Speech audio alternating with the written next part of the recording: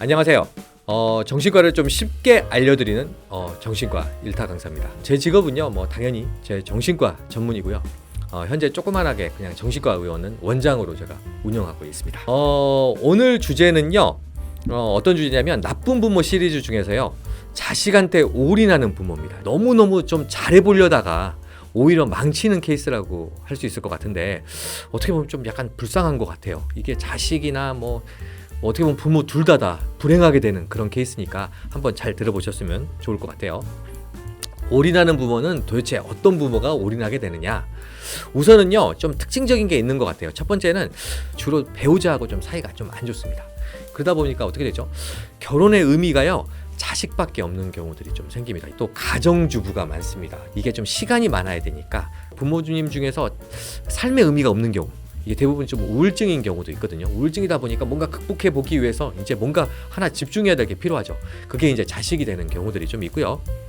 뭔가 이게 그냥 막연한 어떤 죄책감, 이렇게 안 키우면 뭔가 죄 짓는 것 같고 뭔가 잘못되고 있는 것 같고 이렇게 생각하시는 부모님들도 있습니다. 내가 그 위 부모님들한테 사랑을 못 받았어요. 뭔가 좀 방임돼서 키웠다든지, 내 자식은 이렇게 키우면 안 되겠지, 나는 좀 잘 키워야겠다, 나는 좀 더 사랑을 많이 줘야겠다, 이렇게 생각하다가 이렇게 올인하는 부모님들도 있습니다. 그리고 또 어떤 부모님들이 있냐면요, 내가 이렇게 해서 잘 됐으니까, 이게 좀 약간 전문직 부모님들 많은 것 같은데요, 내가 이렇게 해가지고 나 공부로 좀 성공했으니까 너도 그렇게 성공해야지 라고 하면서 또 올인하는 부모님들도 있습니다. 완벽주의적인 그런 부모님들도 있어요. 모든 게 완벽해야 돼, 자식도 완벽해야 돼, 남편도 완벽해야 돼. 그러다 보니까 자식 완벽하게 키우기 위해서는 또 어떻게 보면 좀 과도하게 키우는 경우도 좀 생기겠죠. 군중심리가 있습니다.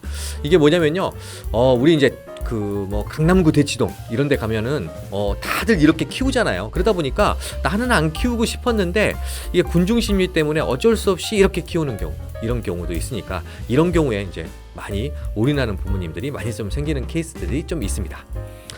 출산율하고 한번 좀 이야기를 해볼게요. 출산율하고 좀 연관성이 있는데요, 이게 어떤 나라, 어떤 상황에서 많이 생기냐면 출산율이 적은 국가에서 생깁니다. 왜냐면 애를 많이 낳으면요, 우리가 올인하고 싶어도 올인할 수가 없어요. 애가 한 명인 경우, 요즘에 많이 좀 트렌드죠. 애한테 이런 경우 한 명이니까 올인할 수밖에 없고, 사실은 돈도 굉장히 좀 많이 드는 그런 경우들이 많습니다. 교육산업 시장이 엄청나죠. 어떻게 보면 제가 돈으로 환산하기 힘들 정도로 굉장히 큰 시장이라고 하는데, 우리 영어 유치원, 대치동 학원, 우리가 과외 이런 것들도 해야 될 것 같은 그런 느낌이 좀 들겠죠. 이런 걸 보고 우리가 뭐라고 하냐면, 제가 이제 불안 마케팅이라 그러거든요. 이제 보통 어떤 멘트들을 많이 하시냐면, 어머님 공부도 때가 있어요, 나중에 후회하실 수 있어요, 이 정도는 주변에서 다 하세요, 이런 멘트를 하시거든요. 그러면은 부모님들 입장에서는 안 할 수가 없어요. 특히 이제 첫째 부모님들, 첫째가 한테 이제 이런 멘트 듣잖아요. 그러면 부모님들은 100% 속습니다. 이제 이게 왜 이제 또 출산율하고 연관성이 있냐면, 이제 이렇게 힘들게 돈 많이 이제 막 키우는 거를 이제 미혼인 사람들이 좀 보잖아요. 주변에서 이제 아니면은 기혼자 중에서도 자녀가 없는 분들이 보죠. 그러면 어떻게 생각하냐면, 이거 진짜 애 키우는 게 너무 힘들다, 나는 못하겠다, 이런 생각이 들고요. 그 다음부터 애를 안 낳아야겠다, 아니면 한 명만 낳아야겠다, 이렇게 생각이 되겠죠. 이게 또 저출산의 또 원인이 됩니다. 저출산이 되니까 또 어떻게 보면 또 올인하는 경우가 또 늘어나겠죠. 이게 결국에는 계속 악순환이 되니까 요즘 들어와서 이 사회적 문제가 좀 굉장히 좀 큰 것 같아요. 올인이라는 단어가 주는 의미, 우선 망하면은 어떻게 되죠? 끝장납니다. 끝장. 그러니까 우리가 주식도 분산 투자하잖아요. 이게 한 종목에 올인하면 어떻게 되죠? 이게 절대로 망하면 안 된다라는 어떤 절박함이 좀 생기는 게 가장 문제가 되고요. 실패하면 안 되겠죠. 그러면 결국 자식을 쪼개 됩니다. 한마디로 말해서 계속 이제 힘들게 좀 괴롭히게 되죠. 주로 이제 어떻게 보면 성적에 집착하는 경우가 생기겠죠. 성적 자체가요, 어떻게 보면 부모의 자존감의 원천이 됩니다. 합리화를 좀 하게 되죠. 어떤 합리화를 하냐면, 이제 부모님들이 뭐냐면 올인하면서 나를 위해서 하는 것 아니야, 그냥 이게 우리의 잘 되려고 하는 거야 라고 이제 하게 되는데, 사실은 이게 부모가 자신을 위해서 하는 행동이거든요. 이거를 자녀들이 나중에는 알게 됩니다. 결과는 그러면 이렇게 올인했을 때 어떻게 되느냐, 대부분의 경우는요, 실패해요. 원하는 대로 잘 안 되는 경우가 많습니다. 자식들하고 계속 이제 갈등도 많이 생기고, 사이도 멀어지고, 가족들과의 대화도 안 되고, 그러다 보면요, 이제 자식에 대한 실망감도 생기고요. 나중에는요, 이제 기대치가 좀 낮아져요. 그냥 너는 그냥 대충 먹고 살았으면 좋겠다, 이제 이런 식으로 바뀌게 되거든요. 근데 이게 나쁘지 않은 게요, 이렇게 되는 경우가 나중에는요, 관계 회복이 대부분 돼요. 그래서 뭐 크게 문제가 되는 경우들이 많지 않습니다. 오히려 문제가 되는 경우가 있어요. 자식이 생각보다 잘 따라줘가지고 성공하는 경우가 생겨요. 이게 어떻게 보면 실패하는 경우보다 더 문제예요. 나중에 이제 문제가 터지거든요. 뭐 대학 다닐 때 문제가 터지는 경우도 있고, 뭐 아니 사회 초년생 때 뭐 이제 취직해가지고, 아니면은 이렇게 결혼할 때, 심지어는요 어떤 경우가 있냐면 진짜 나중에는 막 40, 50대 되었을 때 터지는 경우도 있습니다. 자녀가 굉장히 모범적인 경우, 그리고 부모님은 굉장히 센 경우, 이럴수록 이제 나중에 터지는 경향들이 강하니까, 나중에 터지면 어떻게 될까요? 이제 자녀가 이제 독립을 시도하게 되죠. 부모님한테 난 독립해야겠다.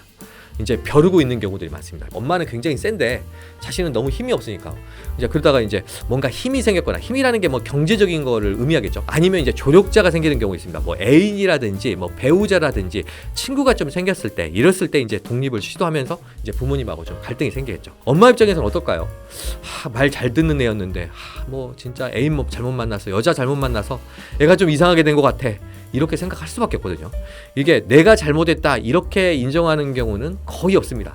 이게 자기 주장이 없고 그냥 힘이 없어가지고 그냥 엄마 말을 들었을 뿐이지, 그 엄마의 의견에 다 동조했던 건 아니거든요. 이게 언젠가는 터지는 일이니까 또 계속 늦게 터질수록 제일 문제고요. 안 터지는 경우도 있어요. 그러니까 이런 게 어떻게 보면 더 문제예요. 독립적인 인간으로서 살아가지 못하는 경우들 가끔씩 보게 됩니다. 이제 최악의 경우가 되면요, 이제 이렇게 갈등을 치닫게 되다가 결국에는요 완전하게 관계가 단절되는 경우가 있어요. 그러다 보니까 이제 부모님들이 여기에서 갈등 상황에서 잘 대처하지 못하면 정말 큰일 나는 경우도 좀 생깁니다. 제가 이제 이것 때문에 막 많이 이제 코치도 많이 하고 부모님한테 이해도 시키려고 많이 노력하는데, 부모님이요 그게 알면서도 잘 안 돼요. 이게 받아들이기 쉽지 않거든요. 자신의 인생을 어떻게 보면 다 부정당하는 그런 느낌이고요. 이제 난 뭘 하지? 이제 내 인생은 뭐지? 그 다음에 왜 이렇게 살았지? 뭐 이런 후회들이 생기니까 진짜 그러니까 이거를 다시 정말 이거 다시 되돌리기가 쉽지가 않아요. 어떤 입장 차이가 있냐면요, 부모는 내 인생 다 바쳐서 너한테 모든 것을 해줬는데 나한테 이럴 수 있어, 이런 입장이고요. 자녀는요, 엄마 좋아서 다 해놓고 왜 나한테 뭐라고 하는데, 나도 이제 좀 편하게 살고 싶고 내 인생에 간섭하지 마, 이제 이런 패턴을 보입니다. 대처는 그러면 어떻게 해야 되느냐? 우선은요, 뭐 처음부터 자식한테 올인하지 않는 게 최고죠. 그렇게 하려면요, 인생에서 자식 말고 다른 재미를 좀 찾아야 됩니다. 뭐 재밌는 거, 취미도 좀 있어야 되고, 다른 친구들도 많아야 되고, 배우자들하고 관계도 좀 좋아야겠죠. 그리고 주변 얘기에 너무 좀 휘둘리지 않아야 되는 것도 좀 중요한 것 같아요. 요즘에 이제 공부가 잘해서 다 뭐든지 성공하는 시대는, 제가 봤을 때는, 저도 어떻게 보면 공부로 좀 성공했으니까 제가 이런 말 하면 좀 욕먹을 수도 있는데, 아무튼 공부에서 성공하는 시기는 이제는 좀 지나지 않았을까라는 생각이 좀 들고, 요즘엔 좀 사회성이 좋아야지 성공하지 않을까라는 생각이 좀 듭니다. 그러니까 내가 막 희생해가지고 자식들한테 잘해야겠다, 이거는 좋은 방법이 아닙니다. 왜 그러냐면요, 이게 보상심리가 생기거든요. 어떻게 보면 내 때문에 내가 고생했으니까 난 이렇게 해도 돼, 이런 생각이 드니까 제 생각에는 좋은 정신적인 상태를 물려주는 게 정말 좀 중요하지 않을까 생각이 듭니다. 그래서 제가 결론적으로 말씀드리고 싶은 거는, 너무 열심히 기르지 말자. 그냥 대충 그냥 적당히 기르자. 우리 과유불급이란 말 있죠. 그래서 너무 심하게 잘해주려고 하면 문제가 생긴다. 제가 지난번 시간에 어떤 이야기를 한번 했냐면, 나쁜 부모가 되지 않으려고 하는 게 중요하다. 좋은 부모가 되려고 하면은 노력해서는 안 되고요. 우리 나쁜 부모만 되지 않으면 좋은 부모가 되니까 그렇게 하셨으면 좋겠습니다. 오늘은요 여기까지 하도록 할 거고요. 오늘 내용이 재밌으면 뭐 구독, 좋아요, 알림 설정 해주시면 감사하겠습니다.